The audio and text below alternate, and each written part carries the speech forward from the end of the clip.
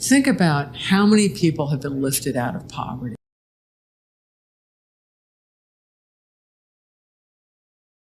So many since Deng Xiaoping. Hundreds of millions. It is a great achievement of our lifetimes. It's happened since you were born. And why did that happen? It's China's reintegration into the rest of the world, of joining the maritime order, following the basic credit card rules, of paying for transactions, and then your transactions are also guaranteed. That is the win for China, the true win. And taking Taiwan, who needs it? The Taiwanese are perfectly fine doing their own thing. And they've made it clear they don't want to be taken over by force. Who would be? Right. So the problem in China is the Communist Party wants to maintain its monopoly on power.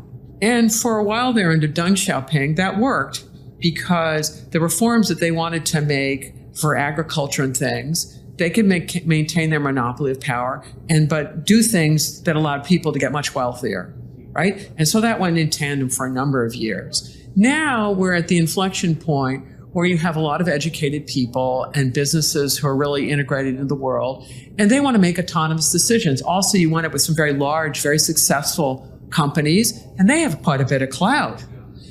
And the Communist Party worries about this because what do people want at that point? It's probably some influence over political decisions. And the Communist Party has said that's off the table. A lot of Westerners, when they think of governments, think about governments operating in the interest of their population. So when their decisions don't improve standards of living, security, and things, then we say those aren't good decisions.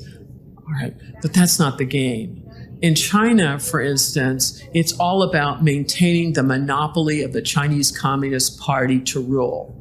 And if that conflicts with having higher living standards, you better believe they're choosing Communist Party. So you're watching those kind of decisions going on right now where their most talented entrepreneurs are being relieved of their enterprises. And so it used to claim the moral rectitude card. Well, they can't do that anymore. They're so corrupt.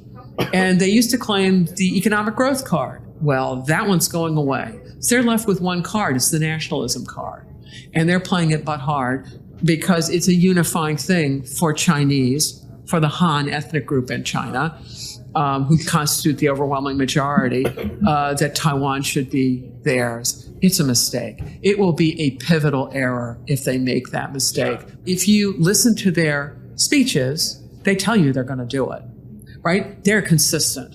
And the West learned that you read improbable speeches, right? People read Mein Kampf and said, oh, this is a nutcase. No one would ever do that. Well, it quite accurately represented. People, even in dictatorships, they have to transmit message to population, and they quite often very accurately tell you what they're going to do. Putin has been quite clear what he's been up to. Stalin was very clear what he was up to. So let's judge Xi Jinping at his word, and he says he's going to go for it.